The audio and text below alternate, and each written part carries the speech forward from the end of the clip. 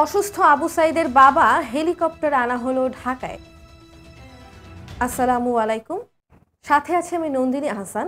এতক্ষণ শুনছিলেন সংবাদ শিরোনাম, এখন চলে যাচ্ছি বিস্তারিত খবরে। বৈষম্য বিরোধী ছাত্র আন্দোলনের সময় নিহত বেগম রোকেয়া বিশ্ববিদ্যালয়ের শিক্ষার্থী আবু সাইদের অসুস্থ বাবা মকবুল হোসেনকে আর্মি হেলিকপ্টারে করে উন্নত চিকিৎসার জন্য রাজধানীর ঢাকার সম্মিলিত সামরিক হাসপাতালে আনা হয়েছে। বাংলাদেশ সেনাবাহিনীর ভেরিফাইড ফেসবুক পেজে দেওয়া এক পোস্টে এ তথ্য জানানো হয়েছে।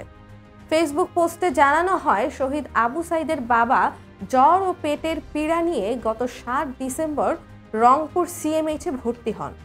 মঙ্গলবার বিকেল 3টায় তাকে হৃদযন্ত্রের উন্নত চিকিৎসার জন্য আর্মি অ্যাম্বুলেন্স যোগে রংপুর মেডিকেল কলেজ হাসপাতালের আইসিইউতে স্থানান্তর করা হয়। সেখান থেকে উন্নততর চিকিৎসার জন্য শহীদ আবু সাইদের বাবাকে মঙ্গলবার দিবাগত রাতেই আর্মি হেলিকপ্টার যোগে ঢাকার সিএমএইচে স্থানান্তর করা হয়েছে।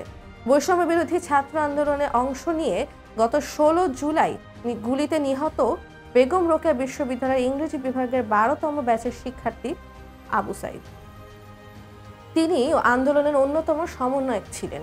গত 28 নভেম্বর আবু সাইদের বাবা মকবুল হোসেনের হাতে শহীদ আবু সাইদ ফাউন্ডেশনের সনদ তুলে দেন অন্তর্বর্তী সরকারের প্রধান উপদেষ্টা ডক্টর মোহাম্মদ ইউনূস। এই ছিল এখনকার মতো সংবাদ। পরবর্তী সংবাদ দেখার জন্য আমন্ত্রণ রইল। ধন্যবাদ।